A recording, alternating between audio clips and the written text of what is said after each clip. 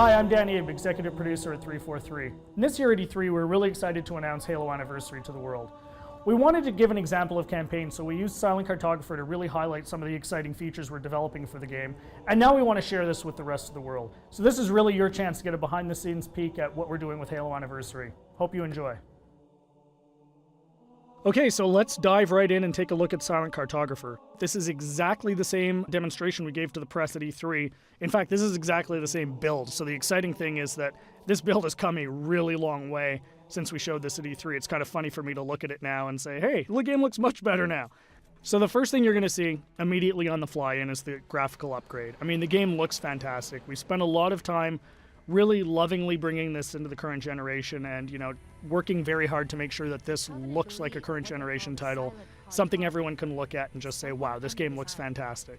But the big test is really, how does it feel? So let's take a look. So we're going to charge the beach here. First thing you're going to get a taste of when you pick up this game and start playing is that this plays exactly like the original. That was a core development principle for us, is this game needed to play exactly the way it did 10 years ago. I mean, this is the game that launched a generation of shooters, so we had to make sure that that feeling was identical to that experience that everybody remembered 10 years ago, because this is really a gift to the fans. This is a way to relive the experience of playing Halo 1 for the first time, so we really wanted to make sure it was identical. And the way we did that was actually a fun technical trick. We're actually running portions of two engines at the same time.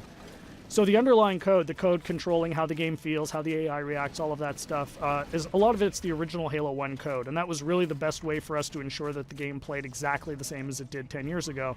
But on top of that, we've layered a new graphics engine that allows us to, make the game look fantastic and look like a current generation title. So it's really a great mix of the two. So at the end of the day, your Halo fan gets a game that plays exactly like they remember, but looks like a current generation title.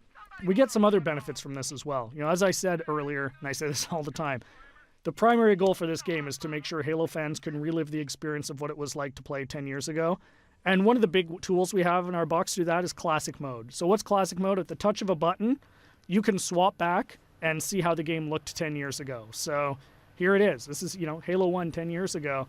And it's really a magical feature for Halo fans, because this just lets you go back in time and see exactly how this game looked 10 years ago. But the fun part is you can come back at any time. So Classic Mode gives you the ability to go back and forth whenever you want at the campaign. So one of the things that's fun to do is get out to a spot like this that, just looks beautiful. You've got the water, the sun reflecting over it, the Halo ring in the background, and say, hey, what did this look like 10 years ago? Touch a button, and there it is, right? I mean, it's really, really, really a lot of fun to go back and forth between the two modes. And this is something I personally get the most excited about. And I think, the fans are really going to love it too. This was definitely a big win at E3. As you can see, the other benefits you get from the new version is you've got the splash effects, the dust effects as you get back onto the beach. The game just looks great.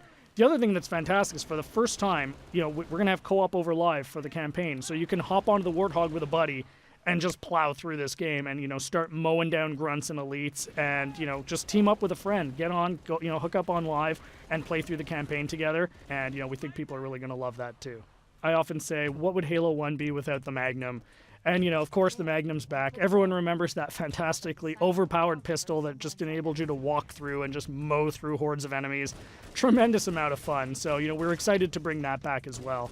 Again, you can see the game plays exactly the same as it did. Cannot highlight that enough. That was really, really important for us to make sure that this game played the same as it did, because this is really an iconic game. This is the game that convinced a lot of people, myself included, that you could actually have a fun first-person shooter experience on the console. I mean, I was a hardcore PC shooter guy, who said, you're never going to make a game on the console that is going to, make me want to play. And this is the game that changed my, my impression of it. And it's the same for millions of Halo fans. And those fans, that's who this game is for. This game is really a labor of love for us here at 343, and we're really excited to be able to present it to you. So there's your sneak peek of Silent Cartographer. Really just the tip of the iceberg. We've got a lot more features we're going to announce as we get closer to launch. Come to Halo Fest at the end of August and see the whole game in action. See you then.